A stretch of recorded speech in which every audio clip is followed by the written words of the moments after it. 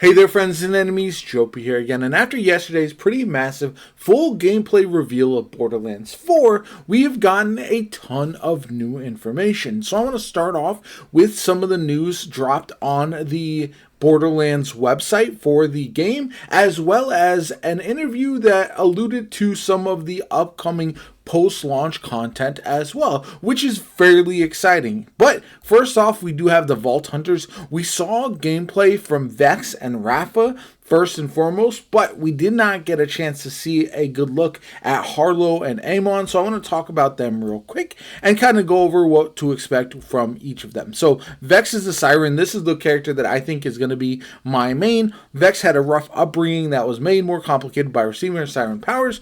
Her cynical and sarcastic demeanor comes from having to fend for herself and scrape for everything she got.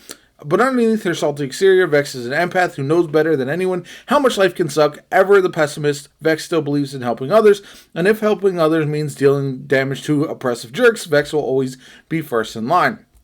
The other character we saw was Rafa, who's the Exo Soldier, and his spinning blade attack ability looked pretty interesting overall and something that I can't wait to get hands on.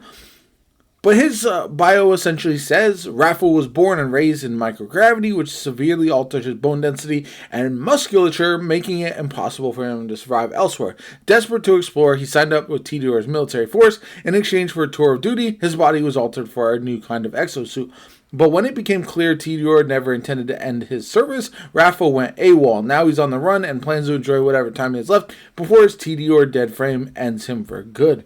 So that's pretty interesting, a limited time for him to make his mark, but I do think he looks fairly interesting. The two new ones that we have not seen are Harlow, the Gravitar, which her bio says Harlow is a former Malawan combat scientist driven by the need to understand how things work. While this initially made her an outcast among her Tron relatives, Harlow has used her intellect to bring new tech and gadgetry to the battlefield as a Vault Hunter. Harlow's brilliance is apparent in everything she does, but so is her enthusiasm and love for life. Harlow brings everything to the fight, including her sunny disposition, always ready to give a beatdown. Her spirit can't be beat. So she's going to be essentially the tech master of the crew, and I can't wait to see how her abilities shape up. And finally, we have Amon the Forge Knight, which sounds awesome, and in some of the images we've seen of him so far, he's massive and wields twin axes, which look pretty impressive as well. His bio says Amon was raised in a vault monster worshipping cult until the vault was open and the creature turned on everyone he loved. As the only survivor, he dedicates his life to fighting and killing as many of these beasts as he can. Amon, a warrior poet, is introspective and unflinching in his duty. But despite his hardened appearance, he has a warm attitude and often regaling comrades in arms with stories and advice earned through his travels. So I would say my excitement for these characters are Vex 1, Amon 2, Rafa 3, and then Harlow at 4, but obviously that changes with gameplay. Online and couch co-op, obviously they talked about how crossplay at launch, which is massive, split screen co-op, which also is very nice for those who enjoy that. All of that very good and positive directions for this game. Welcome to Kairos. This is the new essentially the new planet that we'll be on, which looks incredibly interesting, and I can't wait to see how that goes. We've got some NPCs here with the Timekeeper, who looks like the main villain. I do worry about this mask here of him being almost like a Handsome Jack clone type character, so hopefully he's got very different attitudes and quips going forward than something like Handsome Jack. We've got Claptrap, obviously returning Zane from the last game, which is great, and then Defiant Calder, who is an augur, sense of justice for far outmeasures his stature. So he's a little guy who looks incredibly interesting and could be very, very useful for the team.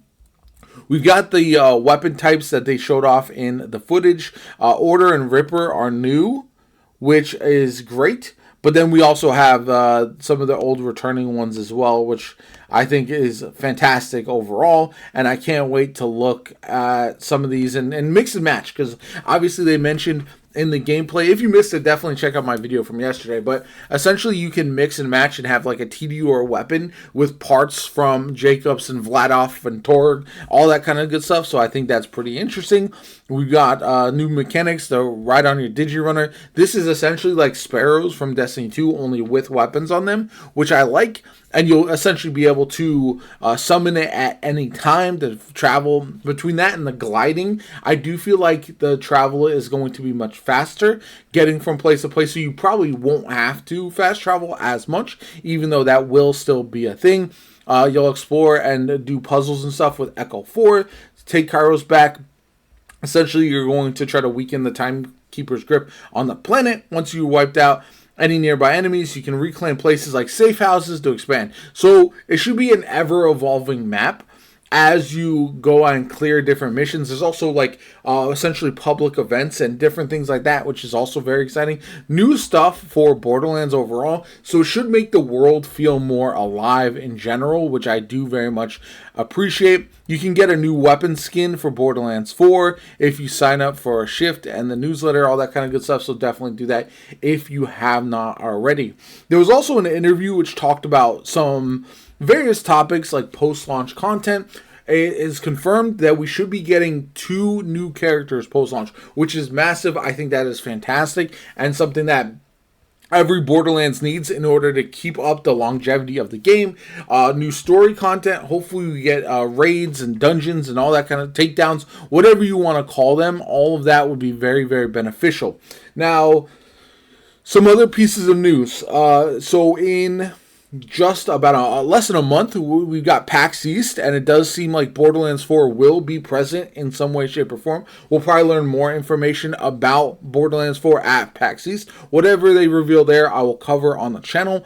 And then also there's going to be an additional, essentially, update with more information in June, or I believe sometime in the summer, maybe June or July.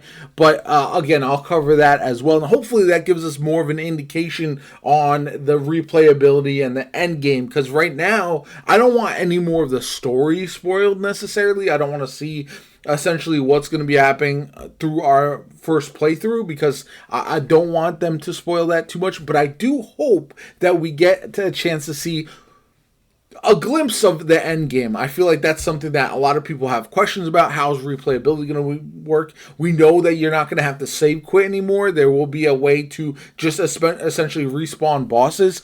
We don't know if there's going to be